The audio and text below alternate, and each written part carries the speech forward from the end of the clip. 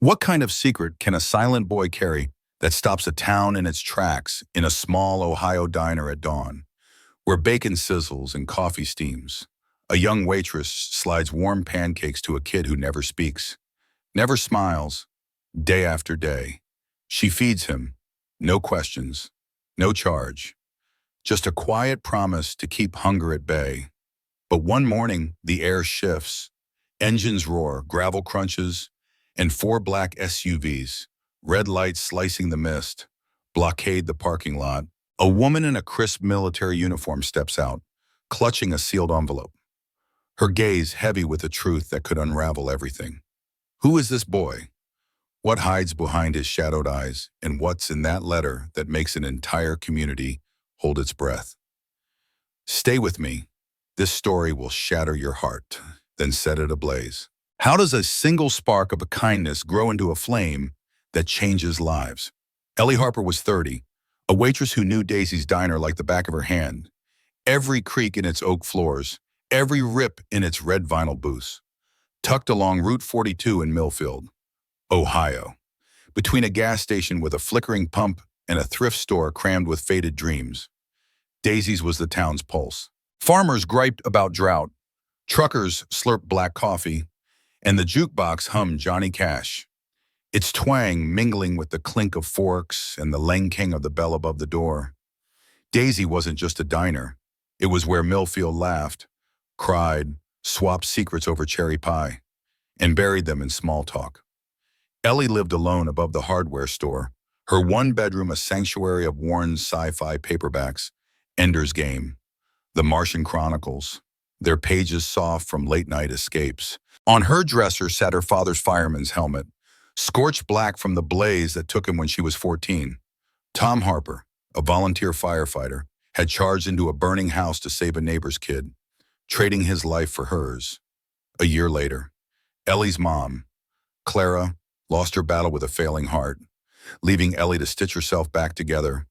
Her Uncle Joe, a Vietnam vet with grease-stained hands and a voice like gravel, raised her in his auto shop, over greasy burgers and warm Dr. Pepper. He gave her a creed: kindness is a fire. Ellie, it burns through the dark. No matter who tries to douse it, Ellie wasn't a pushover. Her wit cut through Millfield's gossip like a blade. You gonna marry that coffee, Carl, or just stare it to death? Shed quip at nosy regulars, dodging questions about her empty apartment or lack of a boyfriend. But beneath the sarcasm, she knew hunger, not just the kind that clawed her stomach when her mom stretched canned beans for a week, but the kind that came from being unseen. Praying for a glance that said, "You're here." Daisy's was her stage, where she poured coffee and compassion. Each played a rebellion against a world that too often looked away. Kindness wasn't free. Though Millfield cheered its heroes on Sunday but dissected them by Monday. Ellie had learned compassion costs pride, patience, sometimes a piece of your heart.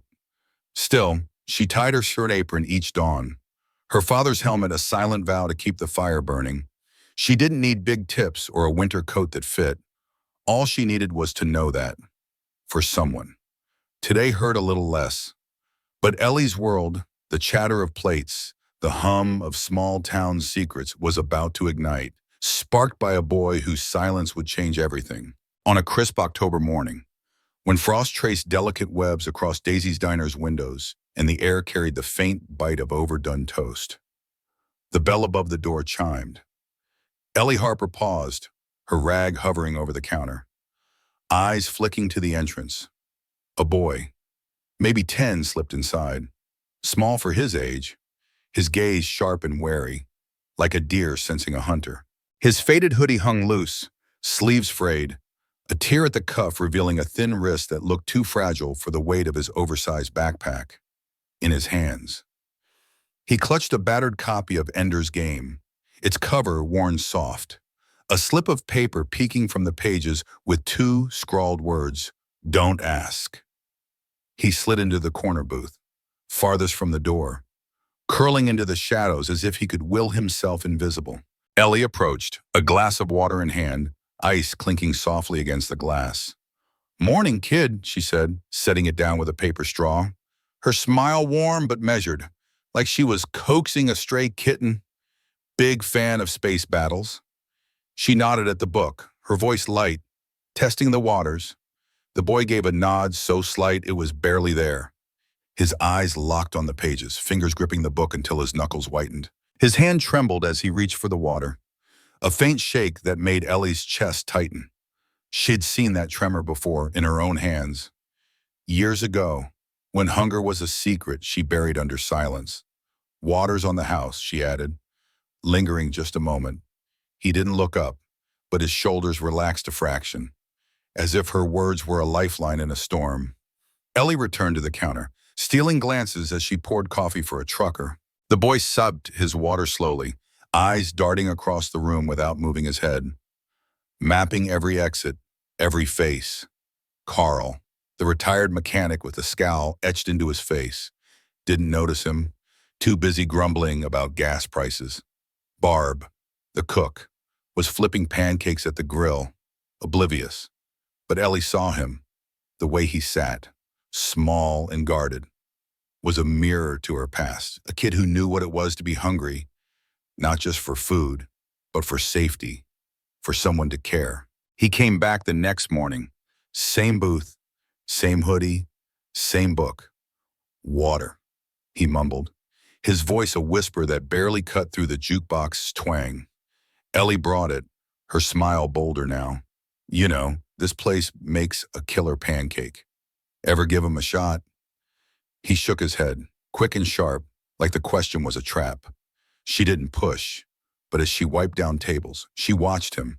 His eyes flicked to a plate of bacon and eggs passing by, a flash of longing betraying his calm. By the fifth day, Ellie couldn't take it anymore. She grabbed a plate of pancakes from the kitchen, golden and steaming, syrup glistening like a promise. Cook's got a heavy hand today, she said, setting it before him with a wink. Made an extra. Eat up, space warrior, before it goes cold. The boy froze, his eyes narrowing, suspicion battling hunger. The pancakes sat untouched for a full minute, syrup pooling like a challenge. Ellie turned away, busying herself with the coffee pot, giving him space to decide. When she glanced back, half the plate was gone, and he was buried in his book, cheeks faintly flushed, avoiding her gaze. Thanks, he whispered as she cleared the table. So soft she almost missed it. Her heart sparked, like kindling, catching flame, and she tucked the moment away like a treasure. It became their unspoken pact. Every morning, 7:10 sharp, had slipped into Daisy's order water, an open Ender's game. Ellie would bring a kitchen mistake. Pancakes dripping with syrup one day. Scrambled eggs with buttery toast the next. Oatmeal sprinkled with brown sugar when the frost thickened outside. Shed grin, call him Space Warrior, and play it off kitchens all mixed up again. He never asked for more, never offered anything beyond a nod or a quiet thanks. But he ate every bite, sometimes so fast it seemed he feared the food would vanish. Each day, he left a napkin behind, doodled with spaceships, stars, and once, a tiny house with smoke curling from its roof. The word home scrawled beside it. Ellie kept them in her apron pocket, a secret collection. Each sketch a thread tying her to this boy who carried a weight she couldn't yet name. The regulars started to notice Carl, nursing his coffee like it owed him money. Muttered one morning, "Who's that kid you keep feeding?" "Harper. Looks like trouble waiting to happen." Ellie shrugged, wiping the counter, just clearing kitchen extras. "Carl, better eaten than tossed." "Right." Her tone was light, but her eyes flicked to the boys' booth, where he sat hunched over a plate of oatmeal, spoon moving mechanically. Barb, the cook, caught Ellie by the grill later that day. "You're feeding a stray." "Hon," she said, her voice kind but firm. "Kids like that don't stick around. You give them free food, they'll disappear when it stops." Ellie stacked plates, her jaw tight. "I was that hungry once. Barb, a few pancakes won't bankrupt us." But the boys' doodles haunted her. Another napkin showed a man in a uniform, labeled Dad. In shaky letters, her pulse quickened. Was his father a soldier? a cop, or someone he was running from. The don't ask note in his book felt heavier now. A wall she wanted to scale, but didn't dare. She noticed him flinch when a car backfired outside, his eyes darting to the door like he expected trouble. He's scared, she thought, her fingers brushing the napkin with the burning house. But of what Ellie didn't know his name, didn't know his story. But she knew the look in his eyes, the same one she'd seen in the mirror as a kid, when the world felt too big and too cold. She kept his water glass full, his plates warm, and her questions locked away. For now, that was enough. But in Millfield, secrets never stayed buried, and the spark shed lit with her kindness was about to catch fire in ways she couldn't imagine. By mid-November, Ellie Harper's quiet ritual with the boy in the corner booth had woven itself into the rhythm of Daisy's diner, as steady as the jukebox hum or the clink of coffee mugs. At 7:10 each morning, had slipped through the door, his faded hoodie swallowing his small frame, his oversized backpack slumping beside him.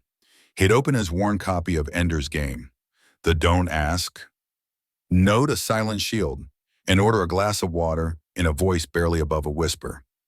Ellie would bring a kitchen mistake.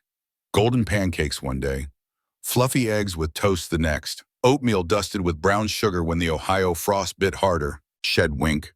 Call him Space Warrior and say, "Cook's all mixed up again." He'd nod, eat every bite, and leave a napkin doodled with spaceships or stars. Sometimes a house trailing smoke, labeled home. Ellie tucked each one in her apron, a growing stack of secrets tying her to this boy who carried a weight she couldn't name. But Millfield was a small town, and small towns have eyes. The regulars, who'd once ignored the boy, started to whisper. Carl, the retired mechanic with a scowl carved into his face, was the first to break the silence. "Who's that kid you keep feeding?" "Harper." He grunted one morning, his coffee mug thudding on the counter. "Looks like a runaway. You running a charity now." Ellie wiped down the counter, her smile tight as a drum. "Just clearing kitchen extras." "Carl." "Better eaten than tossed." Right, she kept her tone light, but her eyes flicked to the boys' booth, where he sat over a plate of eggs, spoon moving slowly, his gaze fixed on his book. Carl snorted, unconvinced. "Kids got no parents.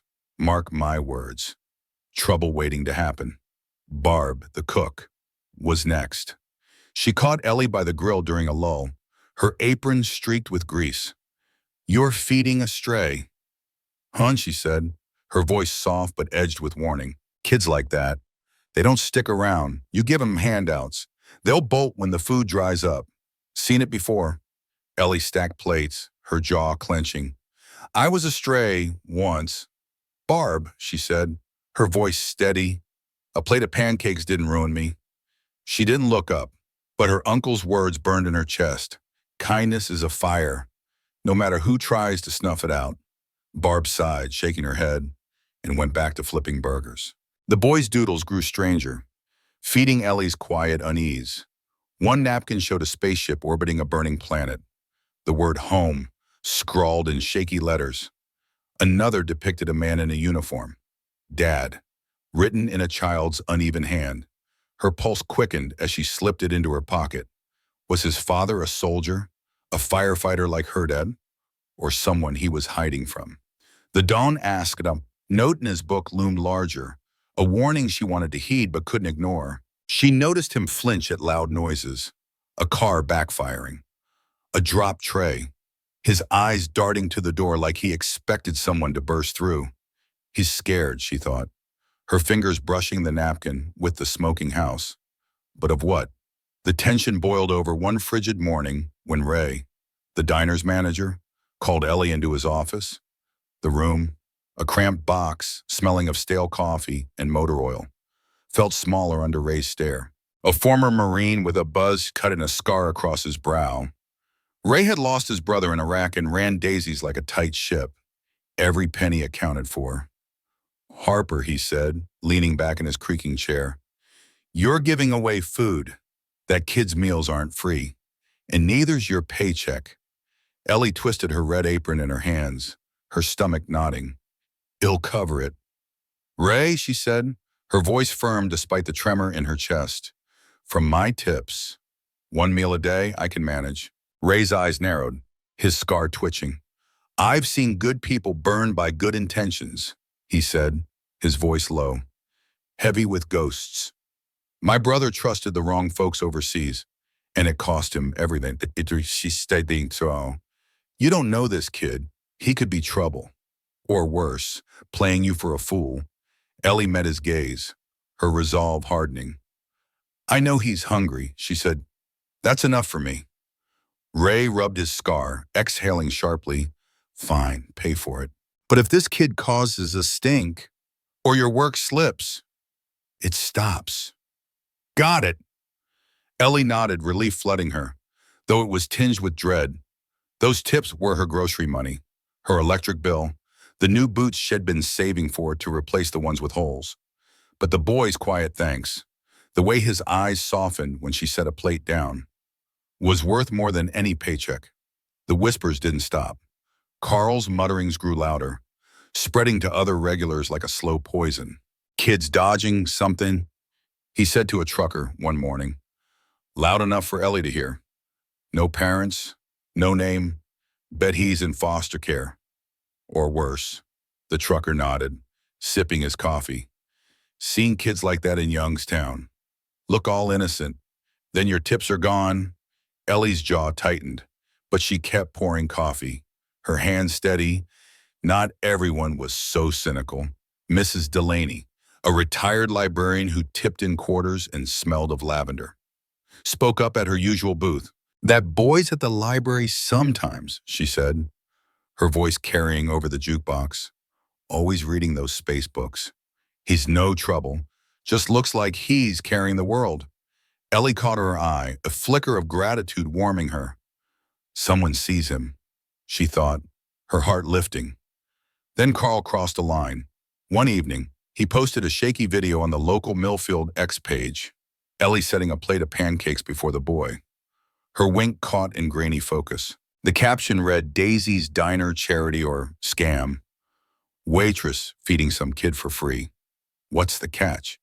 By the next morning, the post had exploded, racking up hundreds of likes, shares, and comments. Ellie saw it on her phone during her break, her hands trembling as she scrolled through the flood. She's naive as hell. Kids probably laughing, eating free. What's a boy doing alone like that? Gotta be running from something. That's why my burger costs $5 now. Diner's a soup kitchen, but not all were cruel. Some voices pushed back, their words a lifeline. That kid looks like he hasn't had a real meal in months. Good for her. I've seen him at the library. Nose in a book.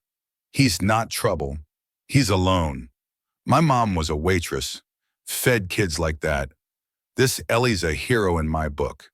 Y'all judge too quick. A plate of pancakes isn't a crime. That boy needs someone. The post caught the Millfield Gazette's eye. And by noon, a story hit their website, Heart or Hustle. The mystery of Daisy's Diner. It painted Ellie as either a saint or a sucker, and the boy as an enigma, a runaway, perhaps, or a kid hiding from a broken home. The article didn't call him a thief or worse, but it fed the town's curiosity like dry grass to a flame. Was Ellie being played, or was she the only one who saw the truth that night, alone in her apartment? Ellie sat on her bed, the glow of her phone casting shadows across her father's fireman's helmet. The harsh comments stung, each one a pinprick to her pride. But the kind ones, the ones that saw the boy's quiet pain. His lonely hours at the library brought tears to her eyes. His not playing me, she thought, her fingers tracing the latest napkin doodle, a spaceship with a tiny stick figure waitress holding a plate, a star above her labeled hope. But doubt crept in, cold and sharp. The burning planet, the man called Dad, the don't ask about. Note, what if she was missing something? What if her kindness was a spark in a room full of gasoline? Ellie clutched the napkin, her resolve flickering but not fading. I won't stop, she vowed, her voice a whisper in the dark. Not until I know he's safe. But the fire shed lit was spreading. And soon, it would draw eyes she never expected, and a truth that would set Millfield ablaze. For weeks, Ellie Harper's quiet ritual at Daisy Diner had been a steady spark, lighting up the mornings of a Obama who never spoke. At 7:10, he'd slip into the corner booth, his faded hoodie and Ender's Game a shield, ordering only water. Ellie would bring a mistake, pancakes, eggs, or oatmeal, with a wink and a space warrior, quip, and head eat, leave a doodled napkin, and vanish by 7:50. But the whispers of Millfield's regulars had grown louder, fueled by Carl's viral X post, a video of Ellie feeding the boy with a caption questioning her motives. The Millfield Gazette had jumped in, dubbing her either a saint or a fool, and the boy a mystery, a runaway. Perhaps, hiding from a broken home, Ellie had stowed to him firm, paying for his meals from her tips, clutching his doodles of spaceships in burning houses, determined to keep the fire of her kindness burning. But on a snowy November morning, that fire flickered. The bell above Daisy's door stayed silent at 7:10. Ellie glanced up from the counter, her rag pausing, eyes fixed on the empty corner booth. The frost on the windows glittered. The jukebox hummed Johnny Cash. But the boy, her space warrior, didn't come. She waited, pouring coffee for a trucker, her stomach twisting with each tick of the clock. At 7:15, she grabbed a plate of pancakes, golden and steaming, and set it at his booth, syrup pooling like a prayer. Just in case, she murmured, her voice barely audible over the clink of plates. Barb, flipping bacon at the grill, caught her eye and shook her head. Waste of food, hon, she said. Not unkindly. Ellie didn't answer, her gaze darting to the door every few minutes, willing it to chime. By 7:50, the pancakes sat cold, untouched. A silent rebuke. The boy didn't show. Ellie wrapped the plate in foil, tucking it behind the counter, unable to throw it away. Her hands shook as she refilled coffee mugs, her mind racing. Where is he? Is he okay? She thought of his doodles, the burning house labeled home, the man in a uniform marked Dad, the don't ask note in his book. Had he run away, been taken, or had Barb been right, and was he just a stray? Gone when the handout stopped the next day. The booth stayed empty, and the next, a week passed. Each morning a knife in Ellie's chest. She kept setting out a plate, eggs one day, oatmeal the next, as if the ritual could summon him back. The diner's regulars noticed, their whispers sharpening. Carl, his coffee mug a permanent fixture, leaned toward a farmer. Told you, he said, loud enough for Ellie to hear. Kid was trouble. Probably skipped town when the free food got old. Ellie's jaw tightened, but she kept pouring coffee, her hands steady despite the ache inside. Mrs. Delaney, the librarian, offered a softer take. He was at the library last month, reading those space books, she said, her voice gentle. Poor thing looked like he hadn't slept. I hope he's safe. Ellie managed a nod, gratitude mingling with dread. Her worry turned frantic when she found a clue. Cleaning the counter one evening, she pulled a crumpled napkin from her apron, the boy's last doodle. Missed in her rush, it showed a spaceship crashing into a burning planet. The word sorry scrawled in jagged letters. Her breath caught. Sorry for what? She dug through her apron, searching for more, and found something else, a child's woven bracelet, slipped from his wrist, its beads spelling Carter. Her heart pounded. Carter. His name. His dad's. She'd seen a news clip about a house fire in a nearby town. Ruled an accident, but with rumors of a kid spotted nearby. Was that him? Was he running from that fire? That guilt. Ellie called the local sheriff's office, her voice shaking. I'm looking for a boy. About 10 comes to Daisy's Diner. Haven't seen him in days. The deputy was vague. We're tracking some kids in the area. Mom, got a name. She hesitated, clutching the bracelet. Maybe Carter. The line went quiet, then we'll look into it. The call ended, leaving her with more questions than answers. That night, she scoured the Millfield Gazette online, her fingers trembling as she read about the fire, a trailer burned to ash. No casualties, but whispers of a kid seen running from the scene. It can't be him, she thought. But the doodle's sorry.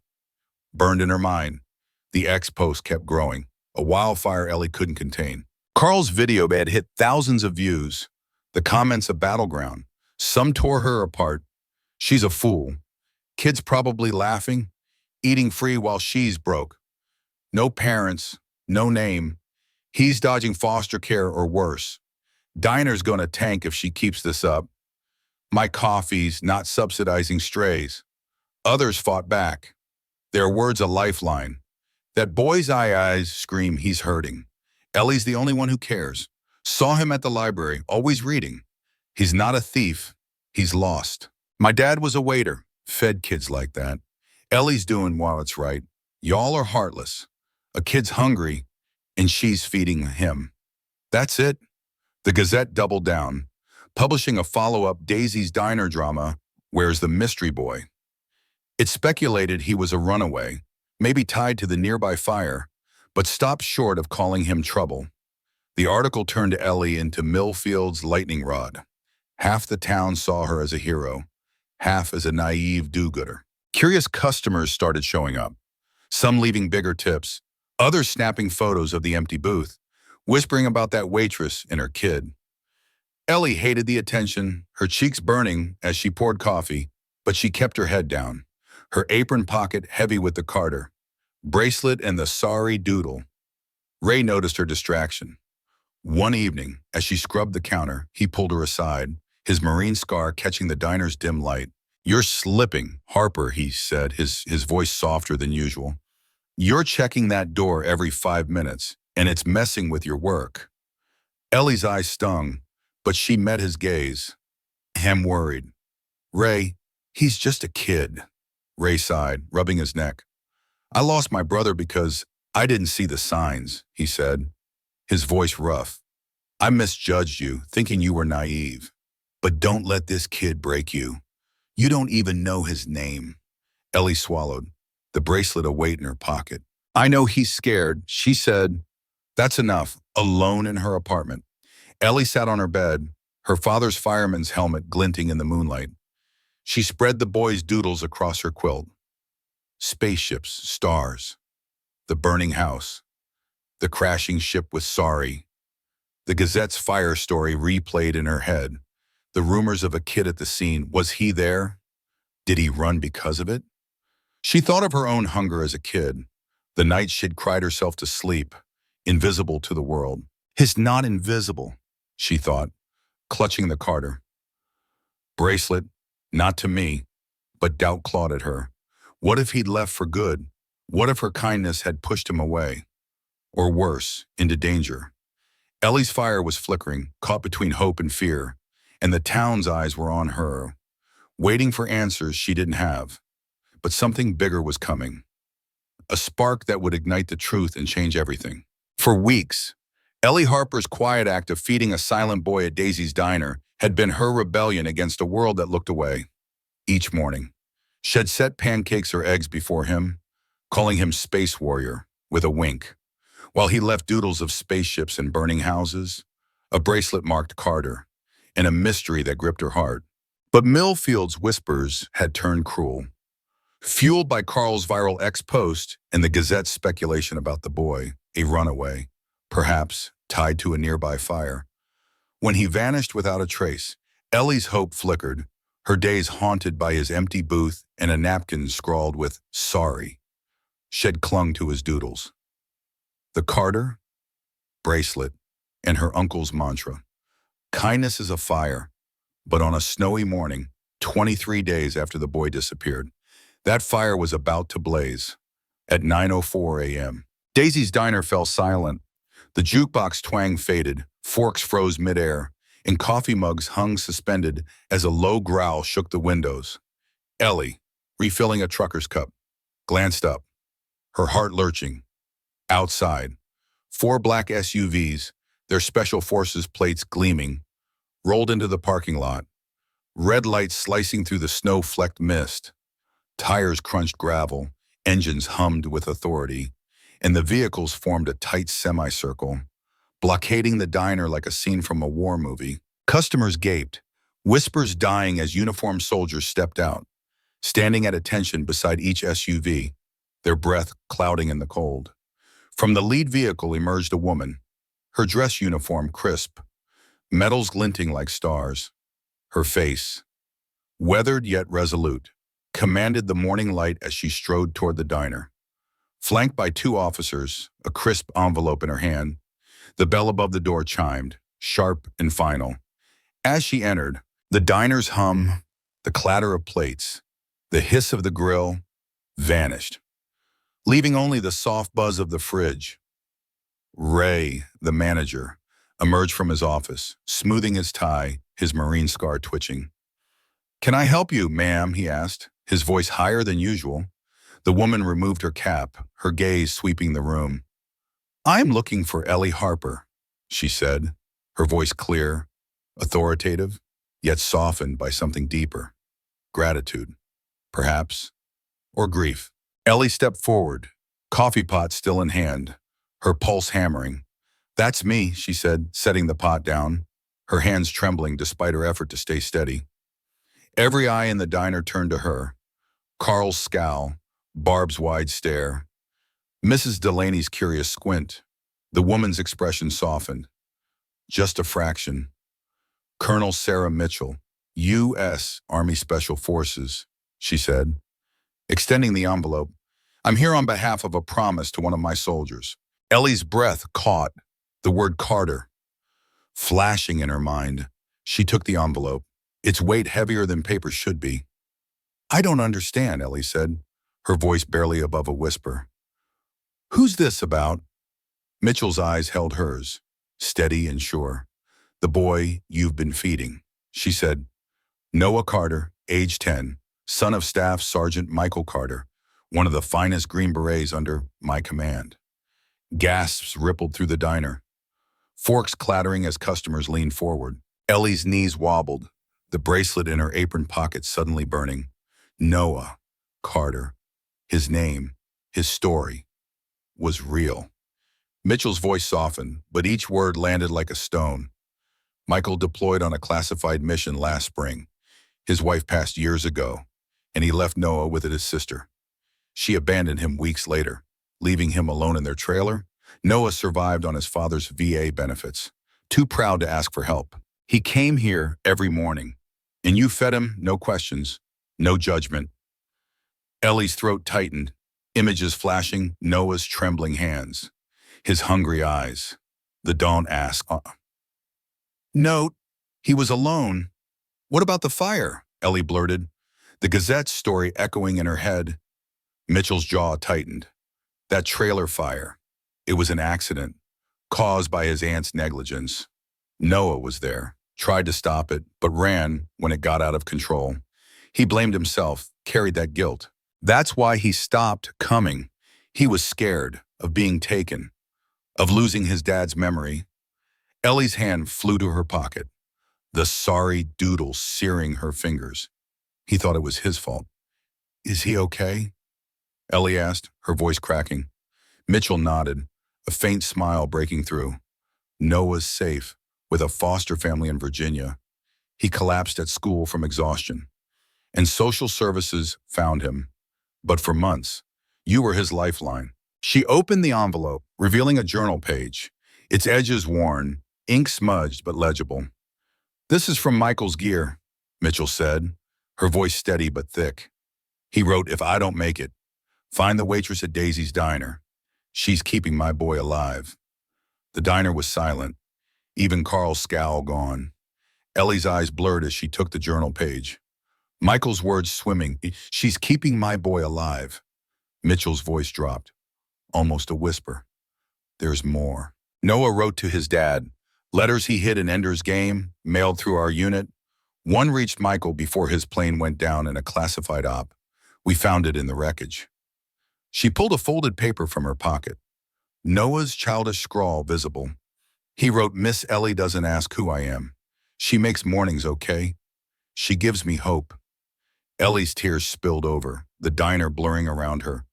Hope. The stick figure waitress. The star labeled Hope.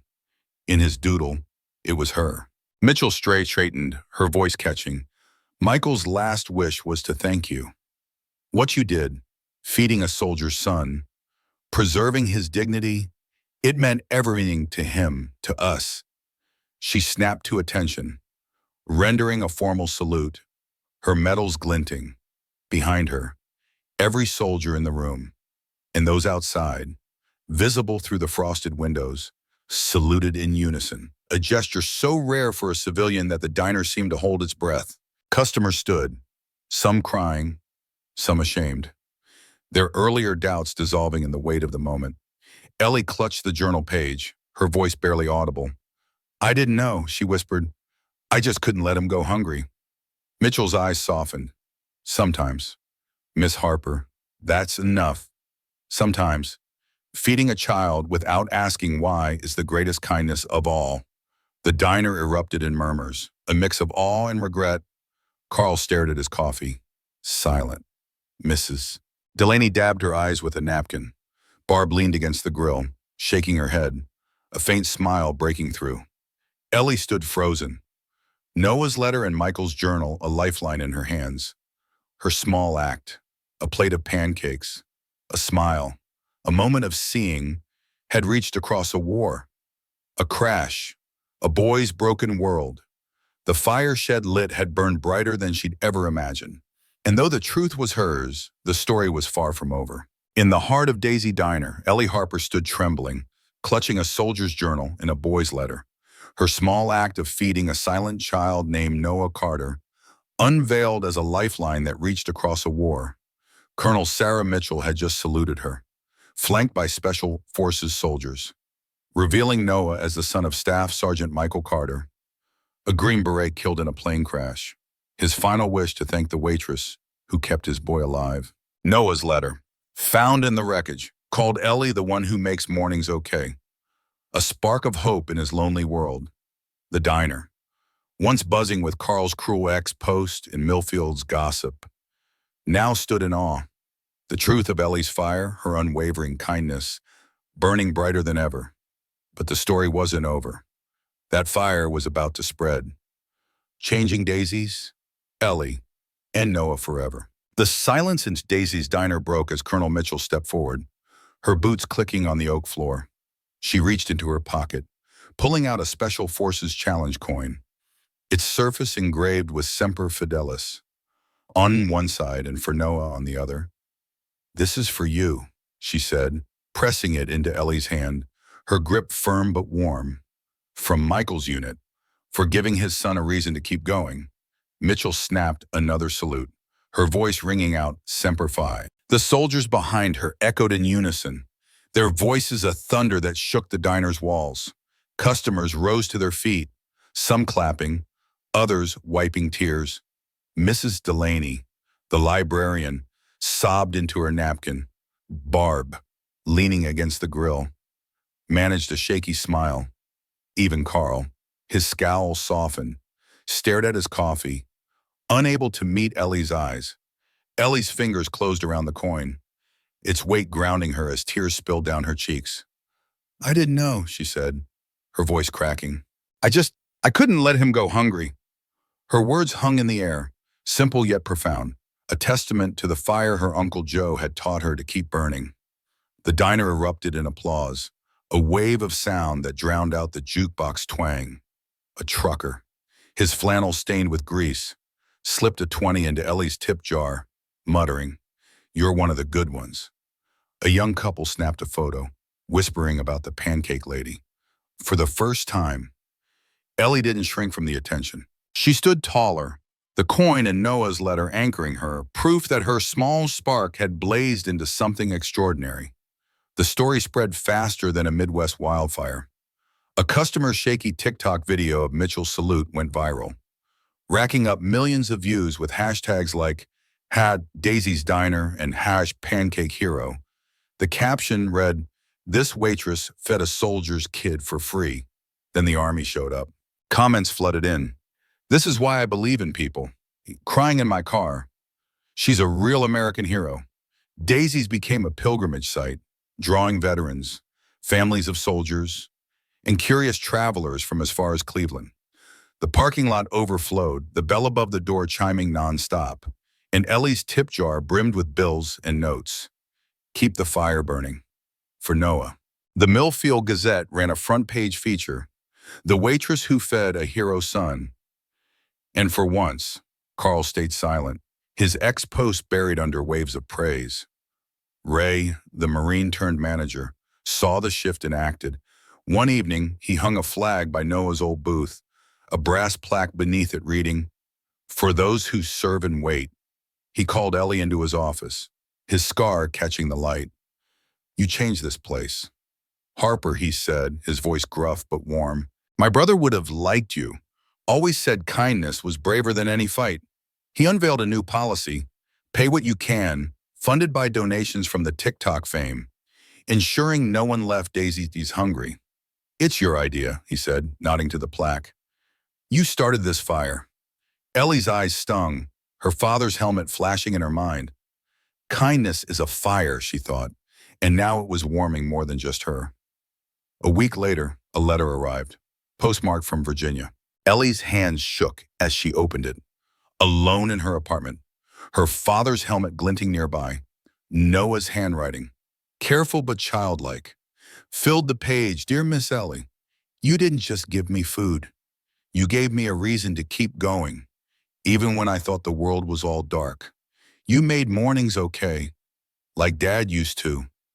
I'm with a new family now, and they're kind. They let me keep Dad's name, Carter, so he's always with me. I'm learning to draw real spaceships, not just on napkins, because I want to be an engineer, like Dad wanted. Thank you for seeing me. I'll never forget you. Your friend, Noah Carter." P.S. "I've finished Ender's Game. The hero won." Ellie pressed the letter to her chest, tears streaming down her face. "You saw me, too," she thought, picturing Noah's quiet nods, his doodles of stars and hope. She framed the letter, hanging it behind the counter next to the challenge coin and a photo of her dad in his fireman's gear. The diner's new rhythm felt like a continuation of their legacy, her father's sacrifice, her uncle's wisdom, Noah's resilience. Months later, Ellie drove to Virginia, her beat-up hatchback rattling along I-70. She found Noah in a cozy suburban home, his foster parents welcoming her like family. He was taller now, his eyes brighter, sketching a rocket on a pad labeled Ellie's Star. "It's for you," he said, his voice stronger, a shy smile breaking through, "because you were my star when I didn't have one." Ellie hugged him, her heart full, seeing the boy who'd once flinched at every noise now dreaming of the sky. His foster mom shared that Noah wanted to study aerospace engineering, honoring his dad's dream. "He talks about you," she said. "You gave him hope when he had none." Back in Millfield, Daisy's thrived. The pay what you can policy, a beacon for the hungry, kids of deployed soldiers, single moms, weary travelers. Ray started the Fire Carter Fund, using TikTok donations to feed children of service members across Ohio. Ellie kept Noah's doodles in a cigar box, alongside her dad's fireman badge and the challenge coin. A reminder that one plate of pancakes could spark a revolution. Shed look at the framed letter. Noah's words, "Thank you for seeing me," and feel her father's fire burning in her chest. Stronger than ever. The diner was no longer just a diner. It was a lighthouse, a testament to the truth that kindness, no matter how small, could set the world ablaze. And Ellie, the waitress who saw a hungry boy and acted, became its keeper, her fire a legacy that would burn for years to come. How far can a single spark of kindness travel before it sets the world alight?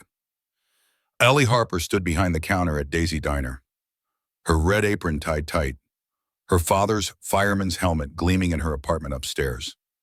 Months had passed since Colonel Sarah Mitchell's salute, since the Special Forces SUVs roared into Millfield, Ohio, revealing that Ellie's quiet act of feeding a boy named Noah Carter had kept a soldier's son alive. Noah's letter, his doodles of spaceships and Ellie's star, and the challenge coin engraved with "For Noah," now hung framed beside the diner's jukebox.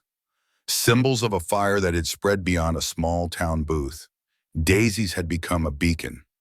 Its pay what you can policy and Carter Fire, fund feeding the hungry, From soldiers, kids to weary travelers, Ellie's simple choice, to see a boy's hunger and act, had ignited a legacy, proving that even the smallest flame could burn eternal.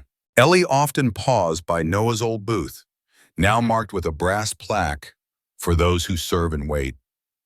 Shed traced the frame of his letter, his words etched in her heart. "Thank you for seeing me." She thought of her father, Tom, running into a burning house to save a child, and her Uncle Joe, his gravelly voice insisting, "Kindness is a fire. Ellie, it burns through the dark." Shed once believed her plates of pancakes were just that, food to fill a boy's empty stomach. But now she saw them differently. Each plate was a ripple, spreading from her hands to Noah's hope, to his father's dying wish, to a diner that fed the forgotten, to a town that learned to look closer.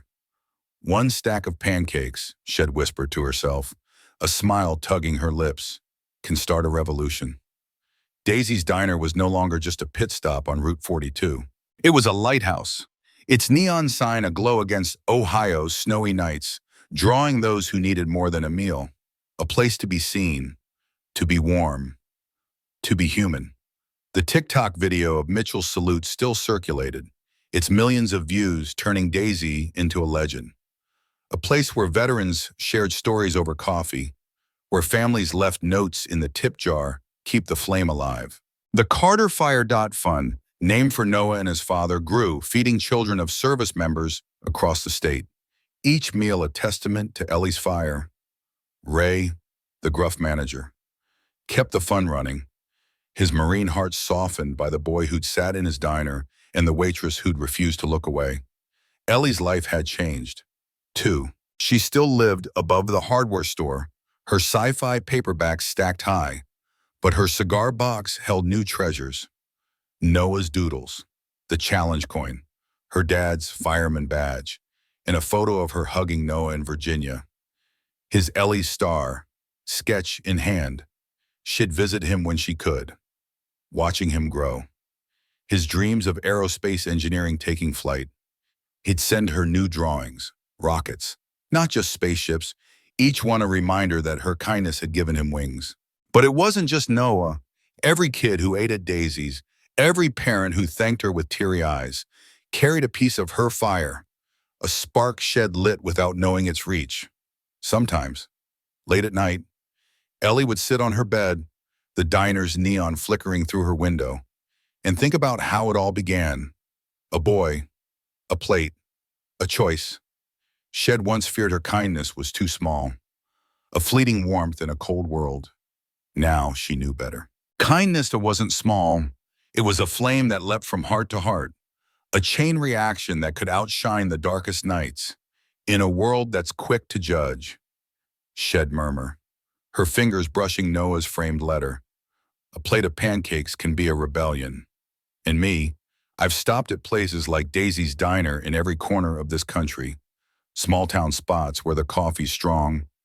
The booths are worn and the people are real. They're more than just places to eat. They're where folks like Ellie remind us what it means to be human. I've seen waitresses slip extra fries to a tired trucker. Bartenders listen to a stranger's heartbreak. Kids share their crayons with a lonely soul. Ellie's story isn't just hers, it's theirs, and it's ours. She didn't need a cape or a spotlight. She just saw a hungry boy, a kid the world had overlooked, and chose to act. That choice turned a diner into a lighthouse, a boy into a dreamer, a town into a community. So, here's my ask, and it's simple. Next time you're at a diner, a coffee shop, a corner store, look around, see the people, the ones who are quiet, the ones who are hurting, the ones who just need a moment of warmth. Leave an extra dollar in the tip jar, flash a smile, offer a kind word. You might not know their story. You don't have to. Like LA. You might just be lighting a spark that changes everything. Because in this big, messy world, kindness is the fire that never goes out. It's the flame we all carry, waiting to be shared. And who knows, your spark might just be the one to set someone's morning ablaze.